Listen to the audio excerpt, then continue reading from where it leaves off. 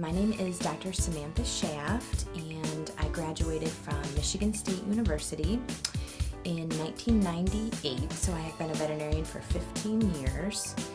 I did an internship in Beverly Hills my first year out, where I got to work with lots of movie stars' pets. It was very nerve-wracking. And then I practiced in Seattle, downtown Chicago, Michigan, and now out here in the suburbs. So a typical visit, if we considered something like a wellness visit, what I would do is usually I like to sit down and spend time with the owner and get a real thorough history, review any records that they may bring with them.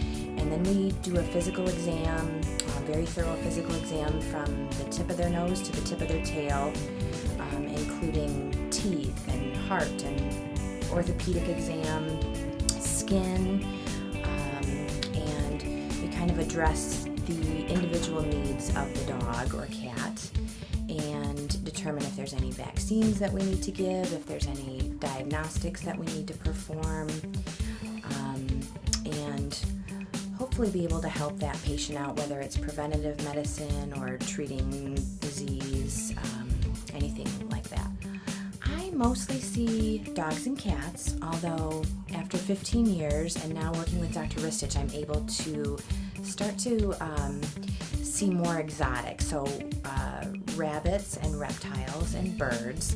So I'm starting to get my feet a little bit wet after 15 years of dog and cat only. Starting to see some of the other exotic animals, which is very, very interesting.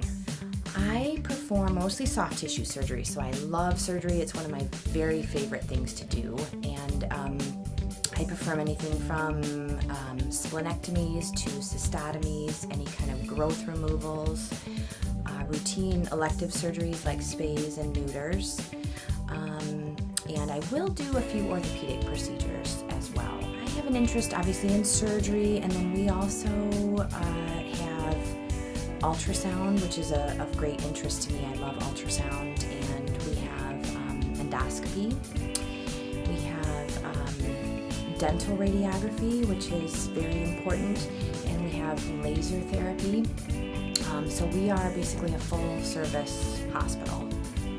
The best part of my job. There's so many. I would have to say probably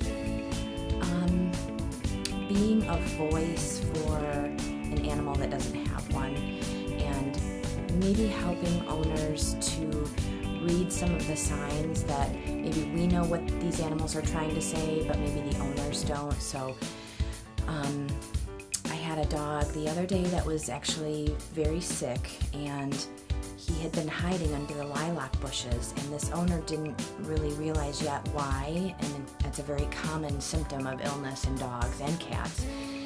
And so it's very satisfying to help owners understand their animals and be a voice for that animal and an advocate for that animal. Yeah, it was very much a shock to come from being a senior student at Michigan State to being in La La Land with all of these people. And I guess probably what I would have taken from it is knowing much more about how to deal with people than even animals. So, and that they're, celebrities are people too, so they have animals, and it was very, very fun and exciting, and I was a little starstruck, of course, so, but I'll never forget it, so that's for sure. Diane Keaton was a very good client, and Casey Kasem, Elizabeth Taylor, Johnny Carson's dogs, and Fabio. Fabio had a huge dog, and Fabio was much taller than I thought he was going to be. He was like 7 feet tall. That's his. I remember my first day there when I walked in. Dick Van Dyke's dog was in the hospital with pancreatitis, so it was very, very interesting and exciting. It's been a little bit of a challenge, but we just say, tell everyone to refer to us as the blonde and the bald. And that'll be much easier, so.